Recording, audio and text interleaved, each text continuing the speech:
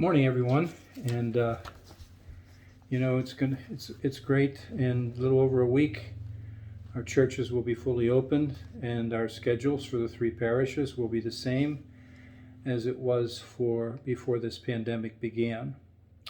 No masks would be required. However, the priests and the Eucharistic ministers are asked to wear masks when giving communion. But it just will be great to see your smiling faces again, and also to gather together at our churches for the celebration of, it will be the great feast of the body and blood of Christ. What a way to begin and to move beyond where we've been. I want to just tell you a story today. It's kind of shocking. I guess it's true, but it helps us understand what is the heart and center of our faith. What we celebrate at every Mass, what we celebrate in every sacrament, what we celebrate all the time, we call it the Paschal Mystery. And this story kind of illustrates that in kind of a bizarre, shocking kind of way. It goes like this.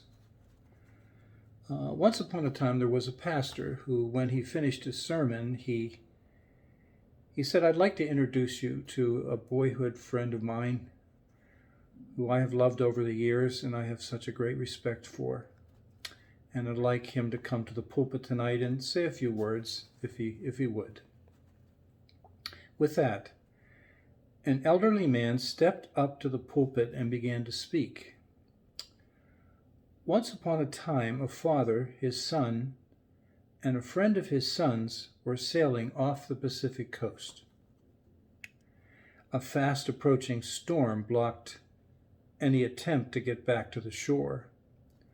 The waves were so high, and even though the father was an experienced sailor, he could not keep the boat upright, and the three were swept into the ocean as the boat capsized.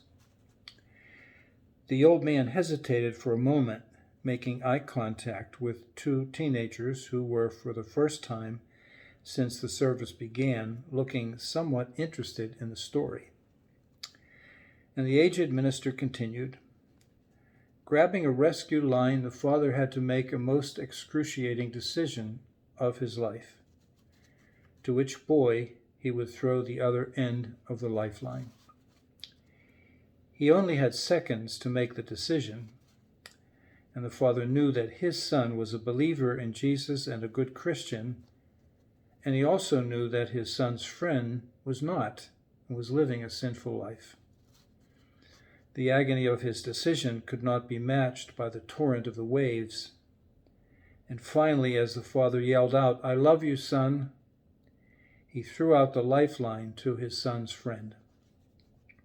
By the time the father had pulled the friend back to the capsized boat, his son had disappeared beneath the raging swells into the black of night, and his body was never recovered. By this time, the two teenagers were sitting up straight in the pew, anxiously waiting for the next words to come out of the old minister's mouth.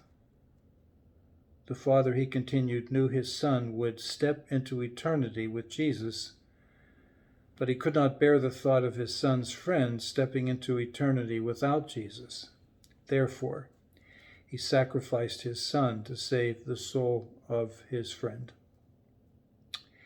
He then paused and said with fervor, "How great is the love of God that he should do the same for us. Our Heavenly Father sacrificed his only begotten Son that we would be saved. I urge you to accept his offer to rescue you and to take a hold of the lifeline he is throwing out to you at this service."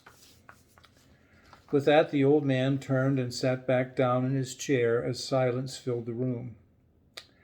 Well, within minutes after the service ended, the two teenagers were at the old man's side. "That was a nice story," politely stated one of the boys, "but I don't think it was very realistic for a father to give up his only son's life in hopes that the other boy would become a Christian." "Well, you've got a point there," the old man replied, glancing down at his worn Bible. As a soft smile broadened his narrow face, he once again looked up at the boys and said, "It sure isn't very realistic, is it? But I'm standing here today to tell you that that story gives me a glimpse of what it must have been like for God to give up his son for me.